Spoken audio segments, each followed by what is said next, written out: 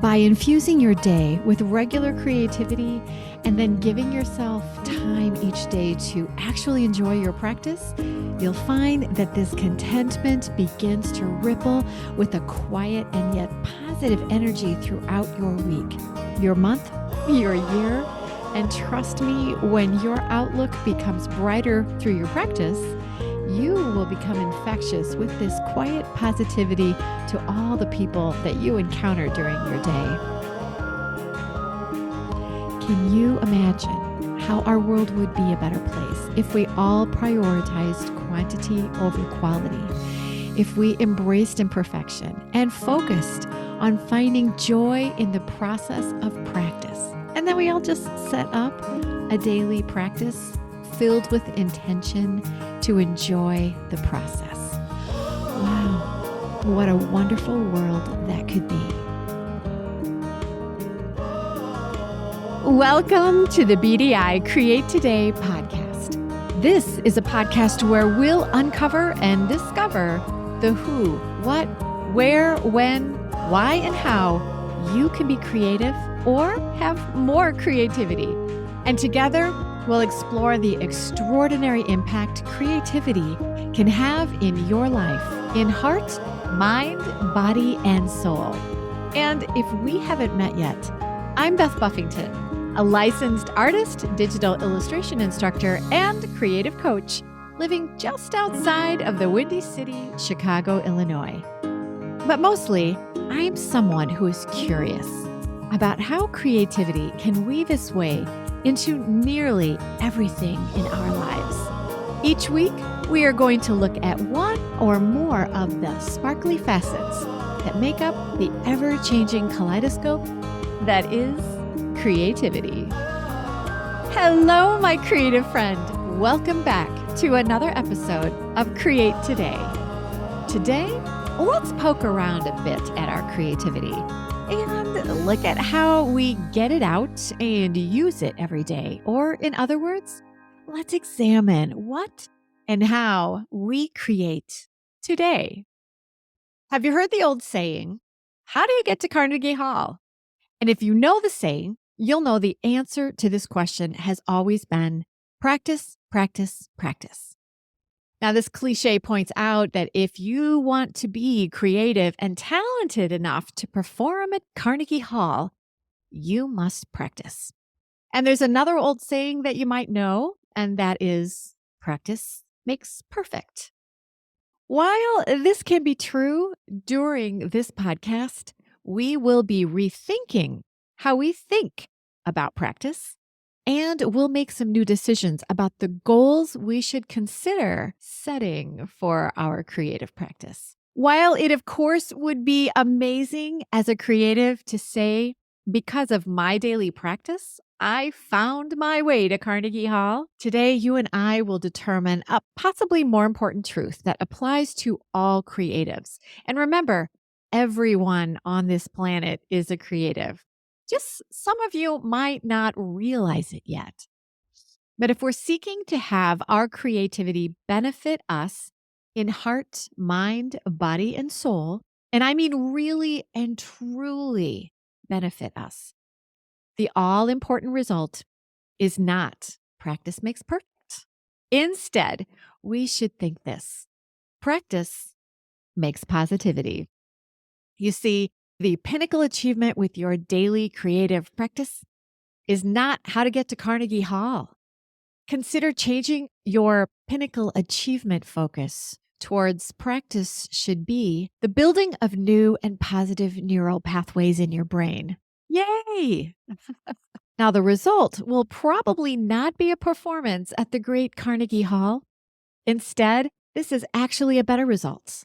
A repetitive daily creative practice will help you feel more contentment, more happiness, and maybe, just maybe, find your way to greater creative heights.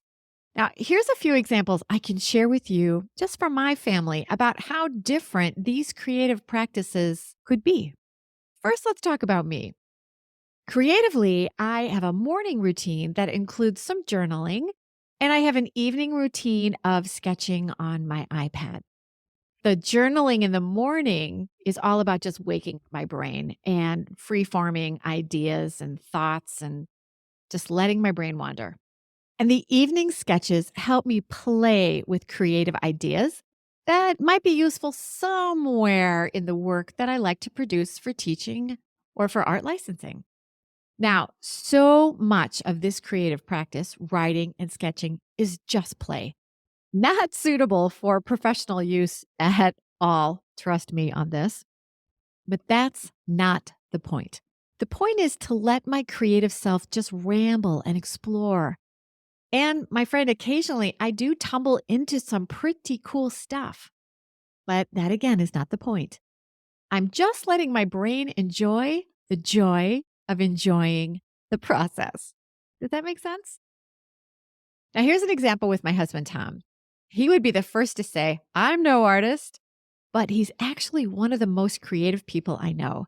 His quiet mind is always busy considering best ways to do whatever needs to be done. Now, when we were first married, we lived in an apartment that did not have a yard, a basement, or a garage. And these are all the spaces and places where Tom today does a majority of his creativity. I remember him actually walking around the apartment in the winter saying, I'm bored, I'm bored, I'm bored. His brain had no place to practice. And so there was no way for him to enjoy the joy of enjoying a process. So now fast forward to the house we have today. Now he has a yard and a garage attic and a workroom in the basement. And his creative practice includes gardening, building bikes, fixing anything and everything, remodeling rooms in the house, so many things. In the basement, he listens to his album collection and he loses himself in whatever the latest workroom project is. And this is his creative practice. And his neural pathways are positive. And also, he's never bored. My daughter, Corey, when she was in her teens, she used to bake to relieve the stress of high school. She would come home from school and just make pie. There were weeks where she made pie almost every day. Even now, as a young mom with 3 active children, one being a sweet baby of 7 months, she's still baking and cooking the most unusual things. It's her creative practice where she is enjoying the joy of enjoying the process. So, my friend, what is your practice? And when do you do it? Now, we've all heard a mountain of chit chat lately about creating daily routines and what you should eat and drink and how and when you should sleep and exercise. And I'm here to tell you, I've listened and I've taken in a lot of information and I've rearranged several things in my daily rituals. But something that most folks do not chit chat about is the quiet but genuine magic that can happen when you include in your daily routine a consistent creative practice. And as we've already mentioned, the creative practice we will explore today is not about chasing perfection. It's about setting up a habit, a ritual, a routine, whatever you want to call it, of casually creating. So your specific end result should not be creating that great masterpiece or a performance at a large music hall, but specifically your goal, and here comes the sciencey stuff, is building those positive neural pathways. The enjoyment from a creative practice makes positive pathways. And this brain positivity can make you happier. So let's take a peek into why daily practice can be a game changer in your heart, mind, body, and soul.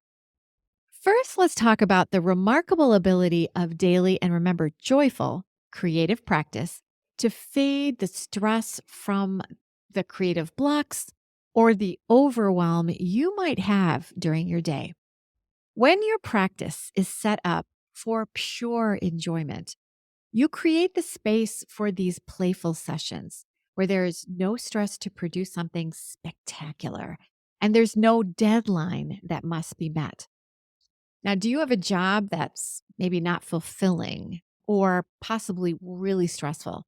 Or maybe a commute that just really drags you down each day? Or are you dealing with overwhelm or sadly grief in your life? Oh, my friend, there's a mountain of human emotions that can drag us down into those ruts of negativity. Now, whether it's doodling while note taking, mindless sketching, or free form journaling, you allow yourself to let your thoughts wander. And these seemingly idle moments can become fertile ground for positivity to start to take hold. So, from tiny doodles to mindless meanderings, you're going to be astonished at how creativity flows when you give yourself the freedom to play. Your daily creative practice will become a muse that will constantly surprise you with inspiration and new creative direction to explore. Now, this, of course, is not going to wipe away negative emotions, events, or even negative people from your life. Creativity will not build that land of unicorns and candy, but it can give you a place to ground yourself and make you stronger when you need to face the stormy winds of hard things that life can rain down on us. Sound interesting? Yeah? If you're intrigued, what are the next steps to make daily practice a reality? In order to have a daily practice, you, of course, must have something that you will practice creatively. So, doing something creative every day, well, that seems simple, right? But it's only simple if you know what you want to create. So, my friend, if you're thinking, I don't know what to create, Beth, well, let's back up just a second. Remember way back in episode 1, we talked about creative passion. And we looked at how to determine, if you're not certain, what your creative passion or passions might be. So, after listening to this episode, maybe take a moment to go back to episode 1 and listen to it again, or maybe for the first time. And it will help you feel more confident about figuring out what you might want to practice daily. Now, remember the examples I gave you from my family. Some of the things we do as a family in our creativity, some of them are artsy, but many, like baking or building bikes, are not considered artsy, right? So, back from episode 1, if you followed that, go find your list of creative passions that you made. Remember those? And then also remember that you can have and practice more than one passion. During my week, I'm practicing my art, but I'm also writing for the podcast. I'm teaching, and that's a creative passion and a practice. And I'm also singing. So I have 2 rehearsals each week that require some daily practice. Also, remember that we talked about giving yourself permission to do this thing you love. And as adults, we often feel guilty about doing something just for pure enjoyment. So give yourself permission to do this regularly. And to make it actually become a habit, get whatever you plan to practice in your schedule. Even put it into your calendar, set an alert, whatever you need to get yourself creating daily. And then you only have to be prepared to enjoy and find joy in your enjoyment in the process of practicing. Now, here's a list of things to be mindful of when you're setting up and then enjoying the process of your creative practice. First, think practice makes positivity instead of thinking practice makes perfect. Remember, we discussed quantity over quality. Do a lot of your practice. The more you practice, the more you enjoy the process of doing creativity.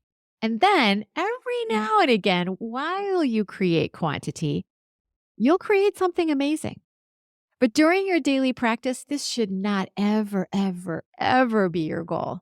Your goal is just making time for your practice. Your goal is enjoyment. Your goal is joy in your process. So instead of mountains of time to create what you hope will be one masterpiece, and this can often cause stress and overwhelm, Spend mountains of time making mountains of whatever it is you're creating. And then be delighted and amazed when you discover a masterpiece in amongst your joyful stacks and stacks of happy practice. Number 2, embrace imperfection. Remember, the goal is not perfection. It's doing the process and having fun doing it. Daily practice allows us to let go of the pressure to be flawless.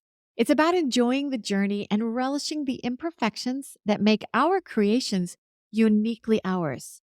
And when we let go of the overwhelm of what is perceived by others to be perfect, it might be the way for you to discover your unique art. It might be the way for you to discover your style of unique art. It will help you discover how to define your authentic message that your creative voice wants to share.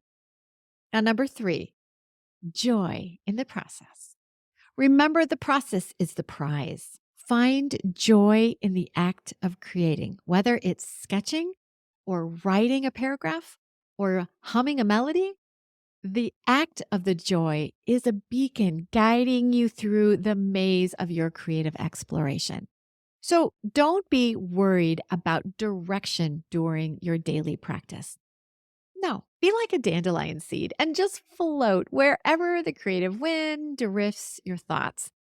And then be amazed at what your wandering creative mind might discover. Go ahead. I dare you. Now, let's pause a moment for a word from our sponsor. And today, that would still be me. Are you looking for something new to learn? Something to experiment your creativity with? Let me tell you about all the fun the Create Today team is planning during January. First, you're invited to come to my famous free Procreate workshops. Now, my workshops will introduce you to drawing and painting with Procreate on your iPad. This year, we're going to be creating some delicious donuts. It's a great way to enjoy a snack without any calories. There's a workshop date and time perfect for you. So come and create with me. It's fun, it's easy, and it's free. And then, my friend, are you ready to deepen your skills as an artist? Join me personally for an in-depth exploration of digital art with my winter class of my online course, Learn the Art of Procreate. Now, this course will teach you everything you need to know to create your unique art on your iPad. And you can do this. You're going to learn at your own pace, and I will be there to cheer you on. You'll also discover how to get your art onto products, to decorate your house, to give as gifts, or to make some money. Ready to discover more about your creativity? Go to www.bdi-create.today and get on my email list. Just go to www.bdi-create.today. Welcome back. Now let's talk about setting up a creative daily practice. As we've discussed, success is not what you create. No, success is the creation of a process that becomes a habit, a ritual, part of a routine. Success will not be a masterpiece. Success will be you creating this habit that becomes a positive rut that is your brain mapping out a new neural pathway that helps you feel more content and positive and happier each day. Now, here's a list that can help you figure out how and when you should pursue a daily practice. First, morning rituals. Kickstart your day with a burst of creativity, whether it's a quick sketch or jotting down ideas in a journal or a few lines of poetry. Make it a ritual. And maybe couple it with something you already enjoy doing, like having your first cup of tea or coffee. Maybe your morning routine right now includes time for scrolling on your phone or checking email or social media. Exchange these doom scrolling tasks that do not help your positivity. Exchange these things with a burst of creativity And you'll be amazed how quickly your brain will adapt and look forward to this playful morning time. And here is a second option: bite-sized sessions. Consider breaking down your creative practice into manageable chunks. 10 minutes here, 15 minutes there. But consistency, my friend, is key. Remember, we talked about micro moments. This is great for the creative who does not have days with a predictable schedule. Prepare yourself and look for moments when you can micro create. Again, instead of reaching for your phone, reach for your sketch pad. Or maybe your iPad and Apple Pencil in Procreate, right? Or maybe it's your journal, or maybe you're going to practice singing, or whatever your passion might be. You just need to plan ahead and be prepared for these micro moments and really focus when the moment strikes. These can be terrifically inspiring and enjoyable moments. Number 3, consider a dedicated space. Create, well, a sacred space for your practice. Remember, this was a saving grace for Tom's creativity. A garage, a workroom, a garden. Yours could be similar to Tom. Or it could be a cozy corner, a desk, or even a mobile setup for those on the go. Again, it's all about being prepared. When it's time to create, don't waste your moments looking for a space or finding your supplies. Be ready with your space, your supplies. If you need to be mobile, have a tote or a backpack at the ready so you can just grab and go to wherever your day is calling, knowing that you are all ready for those micro moments when they pop up.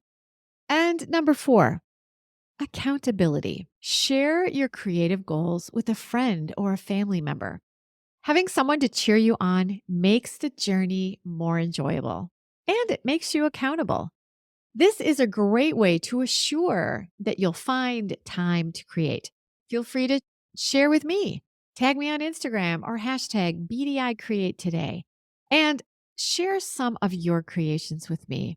Remember, I do not care how perfect they are. Just capture a moment of your practice and share with a friend, your family, or me.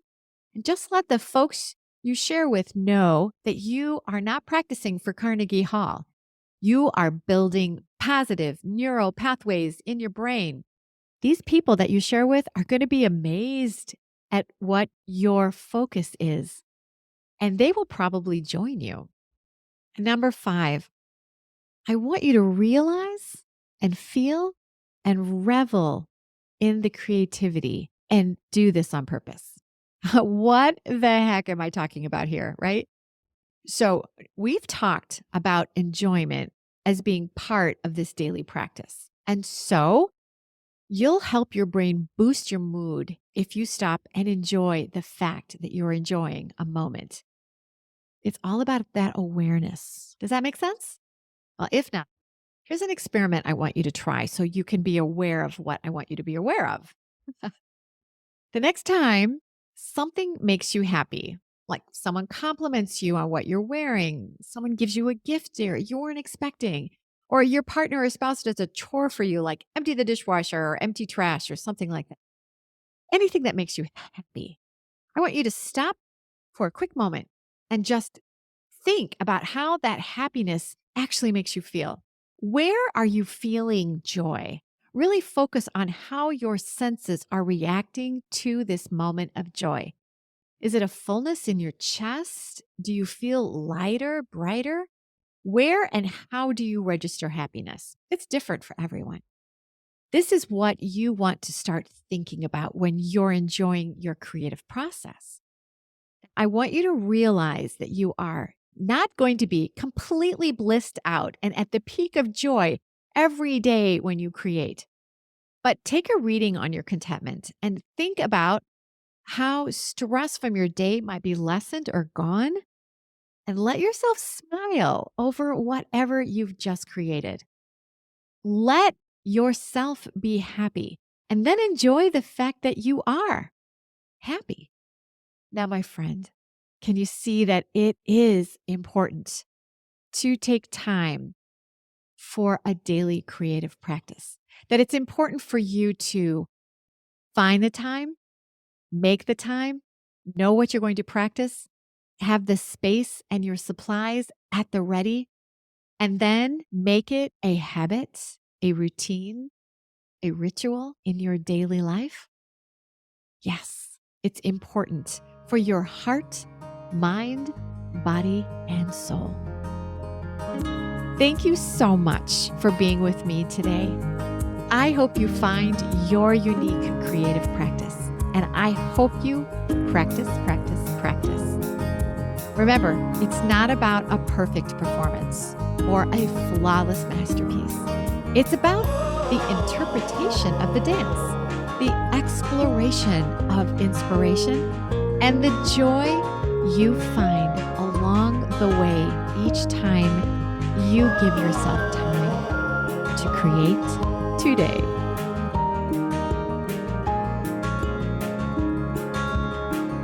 Oh, here's one more note from me, your sponsor. Are you interested in exploring your creativity with Procreate on your iPad? Yes, you are. Get my free Kickstart video. It gives you a beautiful tour of how to use Procreate to create your own art. You'll get information about brush libraries, layer and layer options, explanations of the tool icons, and so much more. So go to www.bdi-create.today/Kickstart to get my free Procreate Kickstart video.